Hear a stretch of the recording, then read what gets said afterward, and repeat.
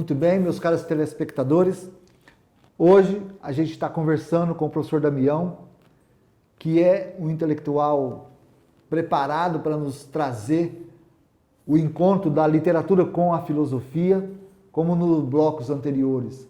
Nós observamos que essa relação se dá no seu universo intelectual de maneira não arbitrária. Conversando um pouquinho mais sobre o professor Damião, ele faz um grande trabalho de difusão cultural, difusão do trabalho da universidade, num grupo de estudo chamado GENI, que estuda Nietzsche, né? E eu gostaria que no começo da fala dele, ele discorresse um pouquinho sobre esse grupo, que é um dos trabalhos que o Damião se envolve e que tem grande reverberação no sentido de difundir aquilo que nós fazemos, né? Esse grupo chama-se GENI, né? E é um grupo de estudos de Nietzsche. E está afinado com todo o repertório intelectual que o Damião foi desenvolvendo. Portanto, Damião, agradecendo mais uma vez a sua presença aqui conosco, eu gostaria que você explicasse melhor também a maneira como você terminou o bloco anterior. De que maneira Nietzsche consegue fazer confluir essa concepção, esse pensamento que o Thomas Mann tem de si mesmo, processado através das suas raízes brasileiras, da sua cultura germânica, né? Como que o Nietzsche trata essa oposição de Apolo com Dionísio? Explica para nós, Damião. Mas falando do grupo de estudos, né? A gente tem um grupo de estudos Nietzsche da UFGD, que é um grupo então aberto. Nós, inclusive, nesta semana, nós estamos iniciando a leitura de mais uma obra, né? Que é Além do Bem e do Mal, que é uma obra muito importante de Nietzsche, e que funciona mesmo como, ele é aberto e funciona como um grupo de estudos, né? As pessoas que tiverem interesse entram em contato, recebem o link para participar, no momento desse que a gente está com o isolamento, né? Então a gente faz os nossos encontros online. Inclusive as informações desse grupo a gente vai deixar postadas aqui na parte de baixo desse vídeo, para que todos os que os assistam tenham acesso a ele, possam entrar em contato com o professor Damião e participar dessa importante trajetória. A gente tem um grupo há já quase 5 anos, né? E ele se dedica quase que exclusivamente a ler as obras de Nietzsche, ler, fazer o debate filosófico das obras de Nietzsche. É uma leitura lenta, uma obra por ano, 1 ano e meio às vezes, né? Demora tudo isso. E que tem sido muito prazeroso, né, para todos aqueles que têm, né, acompanhado a trajetória do grupo de estudos, né? Pelo que eu vi, tem a hora de ler, tem a hora de beber um pouquinho e evocar o Dionísio ali, e tem o Nietzsche que sai para a rua para conversar com as pessoas. Parece que é uma alegria mesmo ali, uma potência, como o Nietzsche costumava dizer, né? De fato, a gente, na medida do possível, né, a gente faz ao final, né? Os encontros, isso depende de pessoa para pessoa, né? Como cada um está na sua casa, vai entre uma conversa e outra, uma garrafa de vinho, um copo de cerveja, né? Então ele sempre acaba bastante animado e às vezes até continua, né? Esse é que é a verdadeira... Né? E é bem interessante de fato. Mas então, voltando ao problema, né, a primeira obra assim, de divulgação mais importante de Nietzsche é um texto chamado O Nascimento da Tragédia, ou o Pessimismo na Música. E nessa obra, que é uma obra que é chamada da primeira fase da filosofia de Nietzsche, ele está muito próximo de Schopenhauer e muito próximo de Wagner, né? Na tentativa, inclusive com Wagner, né, de refundar a cultura alemã a partir do drama musical. Tem todo o movimento wagneriano, né, na Alemanha, mas na Europa como um todo, né? Inclusive com brasileiros participando, né? Dom Pedro II, inclusive, é uma das figuras que vai participar da inauguração do Teatro de Bayreuth, que é onde iniciaria, seria o grande pontapé do movimento. E nessa obra, o nascimento da tragédia, o momento em que o Nietzsche ele faz ao longo de toda a sua filosofia, mas sobretudo aí no nascimento da tragédia, ele faz uma dura e pesada crítica a Sócrates, né? Dizendo que Sócrates teria enterrado a filosofia, né? Que a filosofia teria existido só antes de Sócrates, né?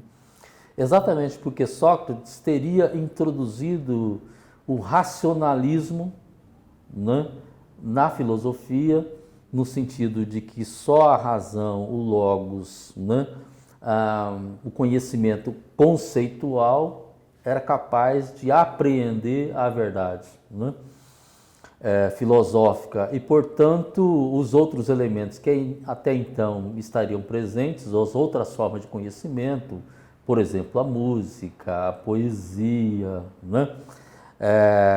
As opiniões de um modo geral, né? Os mitos, etc. Isso vai sendo relegado a um segundo plano, né?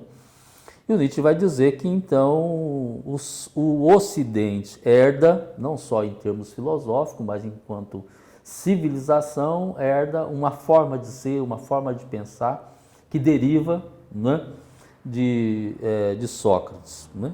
É evidentemente que o Nietzsche faz todo um balanço do significado, né, do que é o Ocidente, do crescimento da inteligência, né, de tudo aquilo que está presente no... Mas ele não deixa de refletir que com o socratismo, né, houve uma perda significativa da potência que é humano, que vem exatamente de um fundo emocional, das pulsões, dos instintos, e que ela estava presente no pensamento grego antes de Sócrates, né? Então é por isso que nesse texto há, pela primeira vez, uma construção e uma ruptura com o modo que até então se pensava a Grécia, né? O homem grego, né? O homem grego clássico era o homem do temperamento, da harmonia, né? Da moderação, do equilíbrio, né? E o Nietzsche vai dizer, não, o homem grego é sobretudo ruptura, exacerbação, e isso se apresenta exatamente nas tragédias, nas festas dionisíacas. O homem não é só apolíneo, o homem grego não é só apolíneo, ele é sobretudo dionisíaco. Ele precisa de Apolíneo porque ele se sabe dionisíaco. E o dionisíaco é exatamente, vamos dizer assim, essa necessidade de você lidar com aquilo que é noturno no homem, que é o inconsciente, que é a força do corpo, dos instintos, e etc. Né? Exatamente nesse festival de Bayreuth, que o Dom Pedro participou, o Nietzsche resolve romper com Wagner e com Schopenhauer. Eita. Fala, essa não é a minha filosofia, né? Aquilo que está acontecendo aqui, né, é um passadismo, é uma forma de ser e de conceber ascética, que não valoriza as forças da vida, né? Portanto, essa não tem a ver comigo, com as minhas forças, e eu vou buscar a minha filosofia, né? E acontece nesse momento um conjunto de rupturas na vida dele. Vai para Nápoles, né, no distrito de Sorrento, e lá fica com alguns amigos pensando, e dizem os estudiosos, então, que ali inicia-se uma nova etapa filosófica da vida de Nietzsche, e que ele vai dizer que, então, é a sua filosofia, e a sua filosofia é uma filosofia do Sul, né? É uma filosofia da beleza, da alegria, da leveza, né? Em contraposição àquilo que seria o norte, né? O lado pesado da alma, carregado, rigorista, né? Sim.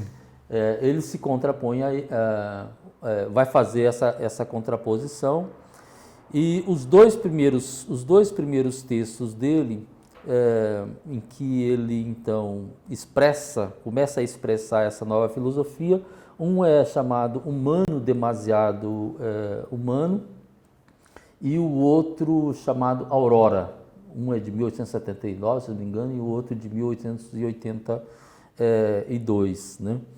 E nesses dois textos há uma reaproximação de Nietzsche com aquilo que a gente poderia chamar de pensamento científico ou ilustração.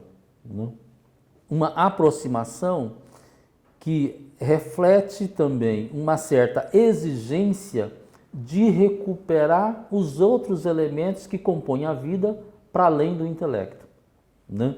Então, mais ou menos, o que Nietzsche vai dizer é assim: nós temos que retomar o caminho da ilustração, mas essa ilustração, mais ou menos, essa ilustração já não é mais a mesma, porque ela não pode desconsiderar todo o movimento romântico anterior e as exigências que o movimento romântico lhe pôs. E o Thomas Mann, né, nessa importante obra, que é uma obra de ensaio sobre filósofos, cientistas, né, e no caso Wagner, que é um músico alemão, chamada Pensadores Modernos, Freud, Nietzsche, Wagner e Schopenhauer. Então aqui tem um ensaio que é sobre Freud, né, mas o Thomas Mann inicia, antes de discutir Freud, ele inicia, né, o debate exatamente a partir de Nietzsche, e a partir desses dois textos que eu acabei de mencionar. Sim. Né? Demasiado Humano e Aurora, para dizer que nesses livros, né, Nietzsche fez uma síntese. Esses dois livros são uma espécie de síntese. São a partir de Nietzsche para dizer Freud dá consequência a uma criação, né, de um novo pensamento cujo parto não é dele. O parto é anterior a ele. E o parto é em Nietzsche. E aí é parto mesmo, no sentido de a ideia de parto, que o Nietzsche pare. Traz à luz. Coisa, traz à luz uma nova filosofia. E ele vai se recusa a amputar o homem. Recusa a amputar partes do homem, como se fazia na ideia do iluminismo do século, ou do racionalismo do século XVIII. Né? Então ele vai dizer, Freud, ou o pensamento freudiano, é exatamente isso. Né? Porque Freud, quando se dirige aos estados noturnos da alma, ele se dirige em nome da ciência, em nome do esclarecimento. Né? Assim como os grandes românticos e inclusive Nietzsche. Não dá para construir uma civilização ou uma sociedade em bases livres ou com capacidade criativa se você trabalhar em bases repressoras de dimensões do humano. A repressão sobre dimensões do humano, sobre os instintos, sobre a sexualidade, só pode vir a surgir uma sociedade doente, né, nesse sentido que a gente tem da doença. Ou aquilo que ele diz assim, uma sociedade que se estabiliza, mas se estabiliza em um patamar aquém das suas potencialidades e limita o homem também em patamares aquém das suas potencialidades, das suas potências. Né? E aí isso é interessante para a gente poder fazer o link depois com a Montanha Mágica. Com Hans Castorp. Por quê? O Thomas Mann vai dizer assim, quando eu escrevi Montanha Mágica, eu não conhecia Freud. Mas eu escrevi algumas coisas ali que o Freud escreveu coisas muito próximas, muito parecidas, né? E aí ele cita uma passagem de um texto do Freud chamado Para a Lei do Princípio do Prazer, né?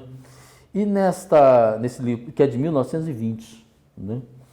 Nessa obra ele fala assim, o Freud tem lá um pensamento que é muito próximo do que eu tive falando através do meu personagem Hans Casper, em A Montanha Mágica, né? Num capítulo chamado Pesquisas.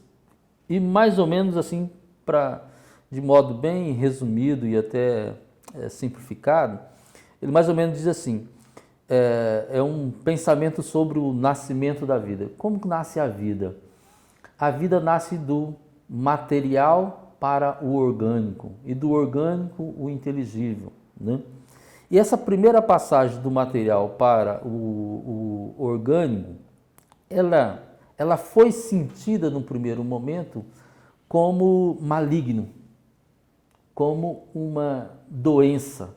E aí também, nesse mesmo momento, nasceu o princípio de querer voltar atrás, voltar à estabilidade anterior. Quando Freud, nas suas análises, provoca de certa maneira a instabilidade, inclusive faz aflorar ainda mais o sintoma, né? É no sentido de buscar o esclarecimento, né? Superar o problema, a causa do sintoma e com isso uma vida mais potente, capaz de criar de novo. Aquilo que a gente em sociedade ou como indivíduo, no princípio da identidade, né, estabelece como normalidade, como estabilidade, o Thomas Mann está dizendo, isso é um problema, né? Porque isso são formas imerecidas de vida. Para a gente alcançar formas mais potentes de vida, a gente tem que jogar no sentido da instabilidade.